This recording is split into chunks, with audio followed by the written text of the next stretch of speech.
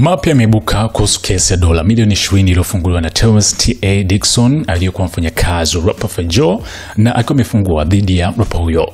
Katika madai yake hivi karibuni, Dickson amedai kuwa Faygo alijaribu kumwajiri mtu ili kumuua rapper 50 Cent. Kama ambavyo ni kupitia taarifa hii hapo mwanzo utakumbuka, kesi hiyo yenye madai ya kushangaza T.A. alieleza kuwa Faygo alikuwa na mahusiano ya kingono na wasichana wa umri mdogo, akidai pia alimlipia upasuaji wa kuongeza makali ya msichana mwenye umri wa miaka 15 na mashtaka mengine ikiwemo kutumikishwa kingono kwa zaidi ya mara 4,000, kuhusishwa kwa ukatili na kuwapiga watu na mengineo. Sasa ameongeza kuwa wakati wa kilele cha mzozo kati ya Faygo mwenyewe na rapper 50 Cent, Faygo alitaka kumlipa mtu ili amtoe duniani 50 Cent.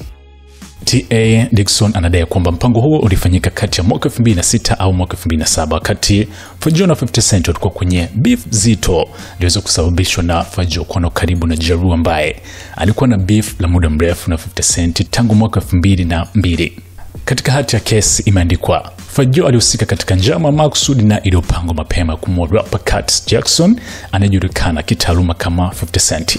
Dickson anasema kuwa wakati huo Faygo alikuwa akiishi Miami na alipokea simu kuwa 50 Cent ameonekana katika ukumbi mmoja jijini New York, na ndipo anadai kuwa Joe alitoa agizo la kuuawa kwa 50. Lakini mpango uligonga mwamba kwa sababu 50 Cent alikuwa kilindwa na walinzi wa kiwango cha makomando wa Navy. T.A. ama Dickson anadai kuwa Faygo alikerwa sana kushindwa kwa mpango huo na alinukuliwa akisema, "Nimekuwa nikijaribu kumpata huyu jamaa kwa muda mrefu." Aidha, Dickson anadai kwamba Faygo alikiri wazi kuwa aliweka zawadi ya fedha kwa mtu ambaye angemaliza 50 Cent na kwamba alionekana kuvunjika moyo na kutetemeka aliposikia mpango huo ulishindikana. Katika kesi hiyo pia inasemekana kuwa Faygo alijaribu kufuatilia ratiba ya matamasha 50 Cent ili kumtegea kwenye maeneo ya wazi.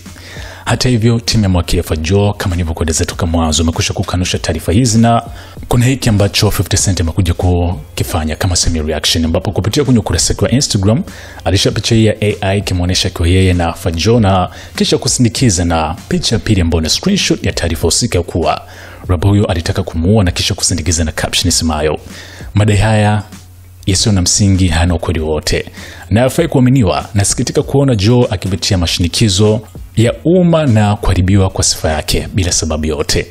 Hii ni sana uporaji wa wazi kabisa. Yani hii ni reaction ya 50 Cent akionyesha kupinga madai ya mtu husika kuhusiana na taarifa hii, lakini pia kuonesha kwa upande wa Faygo ambaye miaka zamani alikuwa masimu wake. Hii hapa ni SNS Mini Gen Man.